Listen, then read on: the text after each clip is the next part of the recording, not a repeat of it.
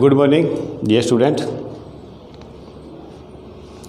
आज हम सीखेंगे रोमन नंबर जो मोस्टली सैनिक मिलिट्री एग्ज़ाम में पूछे जाते हैं।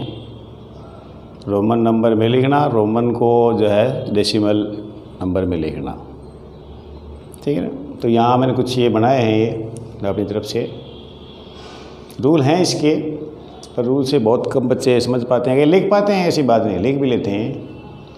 वो कहते हैं हम सर अब 1000 तक लिख लेते हैं रोमन नंबर।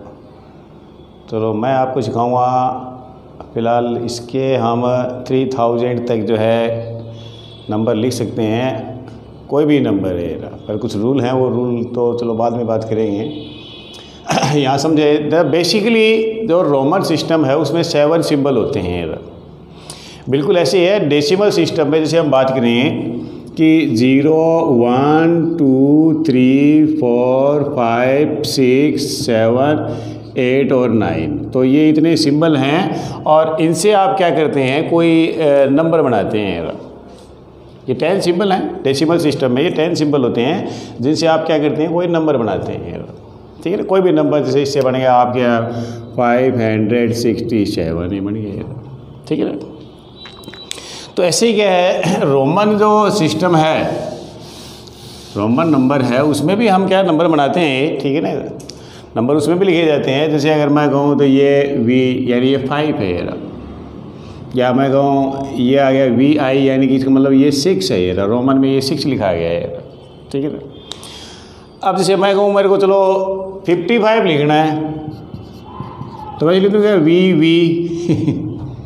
हाँ भाई, इस 5 का हो गया V, इस 5 का हो गया V। क्यों 5 को V लिखते हैं भाई, 5 को V लिखाना है, इसको V लिख दिया, इसको V लिख दिया, हो गया यार।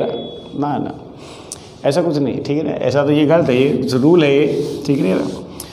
तो रूल, चलो हम रूल की हम बात नहीं करेंगे, क्योंकि रूल में क्या जाता है, रूल में याद करना आ जाता है कि उसको लर्न करो आप, ये बस, ठीक है ना। तो मैं बेसिक सिंपल चीज़ें, तो सबसे पहला ये है, देखो ये मैंने लिखा है यहाँ 1 5 10 50, तो ये 1 2 3 4 5 6 7, तो सीधा सा है, यानी कि रोमन सिस्टम में 7 सिंबल होते हैं और इनसे ही हम कोई नंबर बनाते हैं। यानी कि I है, V है, X है, L है, C है, D है, M, इन्हीं से रोमन नंबर में यानी कोई भी नंबर लिखा जा सकता है। अच्छा, फिर अब हमने कुछ इसमें अलग किया है। क्या किया है, इसको मैंने ऐसे किया है कि मानो ये यहाँ से यहाँ तक, ये 1000 तक, ये मानो कि ये कुछ नोट हैं, ये जो आपके पास में है। आपके पास 1 रुपीज़ के 3 नोट हैं, 5 का 1 है, 10 का 3 हैं और 50 के 1 नोट हैं, 100 के 3 नोट हैं, 50 और 500 का 1 नोट है, 1000 के 3 नोट हैं। ये ऊपर वाले, ये यहाँ से ऊपर वाले ये नोट हैं, ये साफ दिख रहे हैं, मैंने नोट बना के लिखा है ये। तो ये आपकी पॉकेट में है, ये मानो आप, ये आपकी पॉकेट में है। अच्छा, अब ये गया 1 रुपीज़, 10 रुपीज़ और 100 रुपीज़। ये दुकानदार जो है या शॉपकीपर है, आप जिसे सामान खरीदने जाएंगे या जाते हैं हम, उसके पास है ये। उसके पास 1 रुपीज़ का नोट है, 10 का और 100 का है। लेकिन कई बार क्या होता है, जैसे हम अगर 10 रुपीज़ लेके जाते हैं और हमारा जो है सामान हो जाता है 7 रुपीज़ का हो जाता है, तो ऐसे में क्या, हम दुकानदार को 7 रुपीज़ जो है पे करने के लिए 10 रुपीज़ का नोट देते हैं। बदले में वो क्या करता है, सामान देता है 7 रुपीज़ कम है और 3 रुपये में वो वापस कर देता है। यही नहीं था भाई, 3 रुपये वापस दे देगा आपको। तो यहाँ दुकानदार हमारा थोड़ा क्या, वो थोड़ा सन की है, वो बस उसको तो सामान बेचना है, बस वो कम पैसे रखे हैं उसने। तो उसके पास सिर्फ देने के लिए 1 रुपीज़ है, 10 रुपीज़ है और 100 रुपीज़, वो भी एक ही नोट है।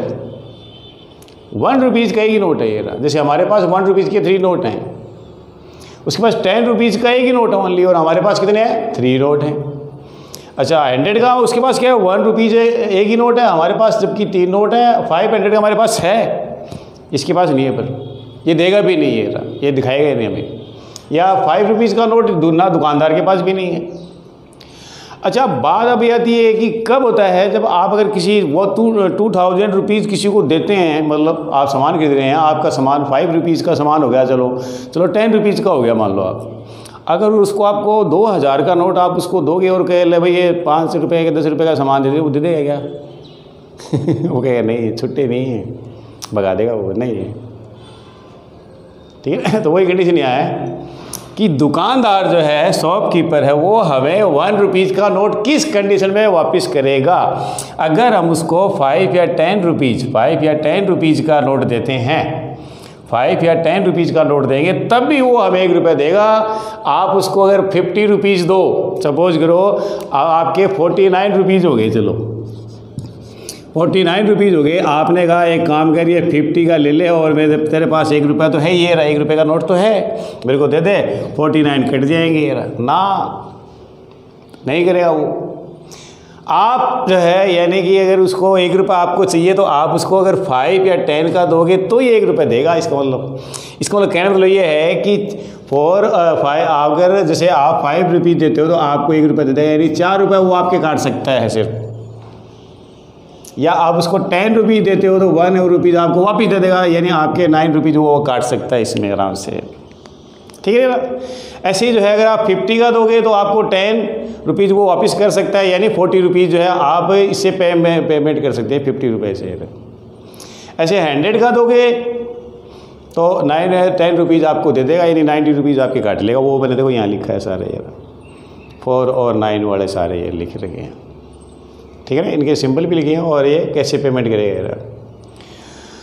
अब थोड़ा चलो हम क्वेश्चन पे आते हैं। जैसे आप देखो तो ना ये कॉन्सेप्ट बहुत है, इससे आपको कैसा भी नंबर है आप 1 लाख तक भी लिख सकते हैं ये रूल से। अगर रूल समझ में आ गया तो 1 लाख तक आप 1 लाख क्या लाख के आगे भी लिख सकते हो, ऐसी बात नहीं, लाख से ऊपर भी लिखा जाएगा, ठीक है ना। अब पहले मैं सिंपल नंबर लेता हूँ। जैसे मेरे पास में आ गया 17 रुपीज़ आ गया, ये बड़ा लिखें क्या? चलो बड़ा लो। तो मैंने लिखा, तो सबसे पहला क्या करना है आपने, देखो कॉन्सेप्ट अब पता है, हाँ लिख लोगे, लिख लोगे अब एक्स लिख लिया और फिर VII लिख लिया, पता है। लेकिन मैं कह रहा हूँ कॉन्सेप्ट पे ध्यान दो हमेशा। कॉन्सेप्ट ऐसी चीज़ है जिससे एक बार समझ में आने के बाद आप किसी का कुछ भी ले सकते हो, ऐसा समझ रहे हो नहीं रहा? बिल्कुल ऐसे ही है जैसे वो आप देखते हैं रोटी बनाना आप सबको आता ही है, देखा है सबने कैसे बनाते हैं रोटियाँ बनाना आता है ना भाई, देखा है ना आप सबने रोटी अपने जो है घर में बड़ी सिस्टर है या आपकी मदर हैं वो रोटियाँ बनाती हैं, आटा के जो है वो लगाती है, फिर उसको बेलती हैं, सेकती हैं, बनाती हैं। हम बनाएं तो बनाई जाएगी क्या? नहीं, क्यों नहीं है? क्योंकि हमारी प्रैक्टिस नहीं है, पता है ऐसे बनाया जाता है, ठीक है ना, वही बात। तो सबसे पहला आपने क्या करना है, इसको एक्सपेंडेड फॉर्म में लिखना है। तो देखो 1 लिख करके 1 के बाद कितनी डिजिट है, 1 डिजिट, इसलिए 1 0 और ये 7, ये रहे लो 7, ये एक्सपेंडेड फॉर्म जानते हो नहीं, एक्सपेंडेड फॉर्म ये।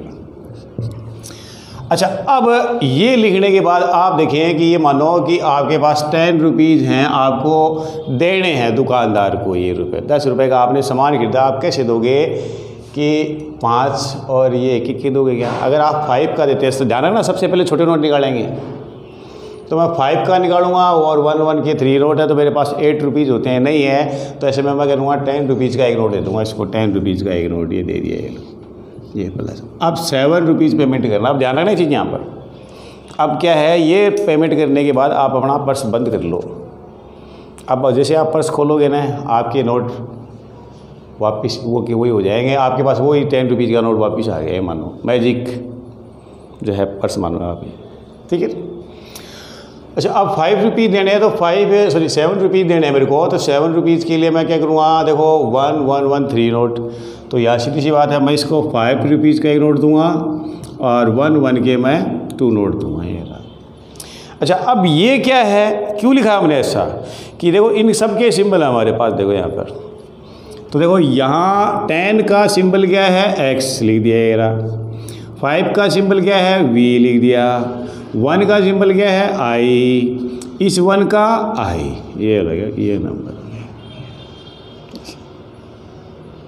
ठीक है। चलो एक और देखो जैसे आ गया मेरे पास में 24 आ गया, चलो तो 20 और प्लस है 4 हो गया। अच्छा, अब मैं इसको लिखूँगा 20 रुपीज़ पेमेंट करना है, 20 रुपीज़ कैसे करोगे? तो 20 रुपीज़ के लिए मैं क्या करूँगा, 10 के 2 नोट्स है उसको दे दूँगा 10 और +10, तो ये हो गया हिसाब, इसका तो हो गया है। चलो अब 4 रुपीज़ देने, तो 4 रुपीज़ आप 1 का देते हैं तो क्या है 3 रुपीज़ होते हैं, 4 तो होते ही नहीं है यार। लेकिन दुकानदार क्या कहता है, चलो आप मुझे 5 का दे दो तो मैं आपको 1 का दे सकता हूँ। भाई आप 5 रुपीज़ का नोट अगर उसको देंगे तो आपको 1 रुपया वापस तो वो कर ही रहना है। तो ऐसे में हमें क्या लिखना है, प्लस, यानी कि 5 मैं उसको दूंगा और 1 मुझे क्या करेगा, वो वापस रिटर्न करेगा, और कुल मिला करके यानी टोटल मेरे 4 रुपये ही घटे रहेंगे। लेकिन इस तरह की जो चीज़ आ जाए माइनस में जब आप लिखेंगे तो उसको हमेशा जो है क्या है, ब्रैकेट में लिखना है। क्यों ये बताऊँ अभी क्यों लिखना है ब्रैकेट में, कि जो है यहाँ कुछ अलग है थोड़ा सा, कि प्लस है तो सीधा सीधा लिखना है और माइनस हो रहा तो पहले लिखना है। कैसे, जैसे ये x, इसका भी x सिंबल हो गया, इसका हो गया v, ठीक है यहाँ तक, क्योंकि प्लस है नहीं रहा। लेकिन अब देखो इस 5 में से 1 माइनस हो रहा है, तो यानी इसके सिंबल जिसमें से माइनस हो रहा है ना, उसका सिंबल उससे पहले लिखा जाएगा। 5 में से 1 माइनस हो रहा है, मतलब 5 के सिंबल से पहले 1 का सिंबल लिखा जाएगा ये। और 1 का सिंबल क्या होता है, आई, तो और 5 का सिंबल है v, तो इससे पहले लिखेंगे आई, ये रहा आई, ये हो गया। ठीक है, 2-4 बार अगर आप 10-20 क्वेश्चन करोगे तो आराम से सारा मतलब वही चीज़ रिपीट होगी, सारी रिपीट होगी ऐसी कैसी, आपके अपना आप समझ में आ जाएगा, आप खुद ही लिख दोगे यार। या जैसे मेरे पास में आ गया 39 आ गया, और इसी को लिखना है मैंने 330 + 9, और 30 रुपये के लिए मैं उसको 10 के 3 नोट हैं, तीनों मैं उसको दे दूँगा और पर्स करूँगा बंद, क्योंकि ये हिसाब करने के बाद मैं पर्स करूँगा बंद। अब वापिस जब मैं पर्स खोलूँगा 9 रुपये देने के लिए जब मैं पर्स खोलूँगा तो क्या होगा, मेरे पास वो 10 के नोट वापस आ गए, तीनों के तीनों ये। अब यही वापस कंडीशन हो गई, इनमें से उठाने। अब एक बार हिसाब हो गया ना, यहाँ 3 दे दिए, बंद कर दो पर्स। अब खोलो तो वापस वही नोट, आपको 3 नोट जो आपके गए थे वही वापस आ गए, बस समझ गया नहीं रहा। अब 9 रुपये देने हैं उसको, ये रहा 9 रुपीज़ को पेमेंट करना है, तो यहाँ से देखें 5, 6, 7, 8, 1 रुपये कम पड़ रहा है। तो ऐसे में फिर क्या करते हो, जब आपके पास चिल्लर से काम नहीं चलता है, चिल्लर जो आप सबसे पहले लोग क्या करते हैं, अपनी चिल्लर ही निकालते हैं जेब से कि बड़ा नोट क्यों पड़ाएं भाई, अगर ये फट गया तो ये फिर चलेगा ही नहीं, आगे बचेगा ही नहीं कुछ, ठीक है नहीं। तो अब आपके पास जो है छोटी चिल्लर देखें तो 9 रुपीज़ है, तो आप 5 और ये अगर 1 के देते हो तो 8 रुपीज़ होते हैं। तो ऐसे में फिर बड़ा नोट आपके पास 10 का है, 10 का आप निकालोगे नोट। अच्छा 10 का जब आप निकालोगे तो क्या बता रहा है ये कि 10 का दोगे तो 1 रुपये दे सकता है आपको, भाई 5 और 10 का देते हो तो 1 रुपये दे सकता है। अब 10 रुपीज़ आप उसको अगर दे दोगे तो वो आपको 1 रुपये वापस दे देगा, आपके कटे कितने 9, तो माइनस हो रहा है ना।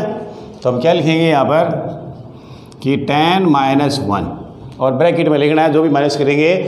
अब इनको लिख दो आप, इनके सिंबल, इसका सिंबल x, इसका x, इसका x, इसका x, लेकिन 10 में से 1 माइनस हो रहा है, इसलिए इसका सिंबल क्या आ जाएगा, इससे पहले आ जाएगा।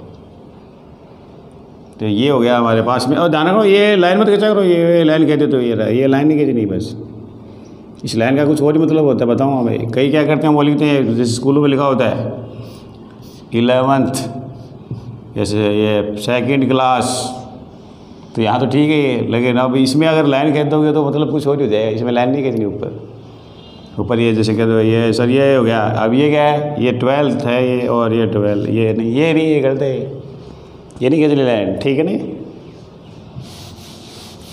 अगला एक और देखो, जैसे आ गया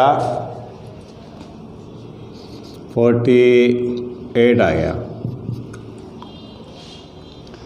तो 40 + 8। अच्छा अब पहले देखो, सबसे पहला कोशिश आप ये रखो कि कम पैसों से काम चलाओ, जो चिल्लर है उससे काम चलाओ आप। अच्छा 10 तो 30 रुपीज़ तो ये हो गए, चलो 40 रुपीज़ के लिए 30 हो गए, 10 और देने अभी। अच्छा 5 और ये हो गए 8, यानी टोटल मेरे पास यहाँ तक 38 हो गए। यानी अगर मैं ये ऊपर वाले पैसे से इनसे काम चलाता हूँ तो ये 38 होते हैं, 2 रुपीज़ मेरे पास क्या पड़ते हैं, कम पड़ रहे हैं अभी भी। कम पड़ रहे हैं ना। तो ऐसे में फिर क्या करते हैं हम, उससे ऊपर का नोट निकालते हैं, किसका, 50 का। 50 जब हम देते हैं और 100 देते हैं तो 10 देता है वो, तो बात तो 50 से चलेगी। तो 50 से मैं क्या करूँगा, यानी 10 माइनस कर दूँगा, तो क्या मेरे पास रह जाएगा 40, और 40 देने हैं ना, ठीक है ना। आपने 50 की दिया तो 10 दे देगा आपको, कट गया ना ये ना। तो 40 रुपीज़ कट गए, प्लस अब 8 रुपीज़ देने हैं, तो 10 का दे करके, और मैं क्या करता हूँ, मैं लिख लेता हूँ 10 - 1 क्यों, सही है क्या, क्यों, 1-1 रुपया दे देगा, 1 रुपये का नोट है ना, एक ही है, हाँ एक ही नोट है, एक ही है उसके पास, 2 नहीं है, एक ही नोट है उसके पास, वो भी एक बार में देगा बस, नहीं दे सकता ना।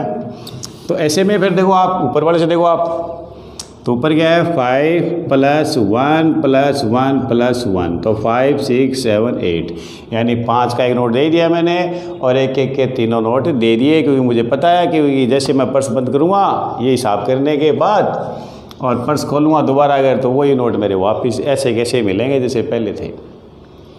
अब देखो इन सब के सिंबल आपके पास मौजूद हैं, देखो ऊपर सब के सिंबल हैं, तो आपने क्या करना है, सिर्फ इनके सिंबल लिखने हैं। अब देखो 50 का सिंबल होता है L, लेकिन 50 में से 10 माइनस हो रहा है, इसका मतलब 10 का जो सिंबल है इस 50 के सिंबल से पहले आएगा, और इसका सिंबल होता है X, जो कि 50 के सिंबल जो है L से क्या आएगा, पहले, जहाँ भी माइनस हो रहा है वो पहले आएगा, प्लस हो रहा है तो सीधा सीधा आगे लिखते जाओ बस।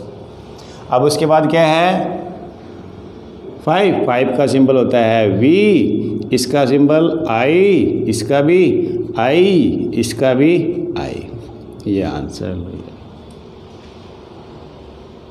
ठीक है। ये चीज़ काम की है, ये आप ज़रूर नोट कर लें, ये जो मैंने लिखा है पहले से लिखा हुआ बोर्ड पे मैंने बनाया है, तैयार किया ये, इससे आप कैसा भी क्वेश्चन है वो आसानी से कर सकते हैं, नोट कर लो चाहिए।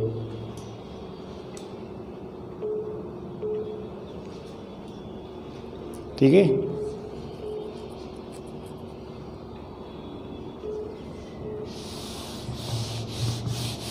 चलो अब एक क्वेश्चन है, लास्ट क्वेश्चन और ले लेते हैं, फिर अगले वीडियो मिलेंगे, और वरना वीडियो बड़ा हो जाएगा। जैसे आ गया 49 आ गया है ना, तो 40 + 9, और ये आ गया 50 - 10, और ये हो गया 10 - 1।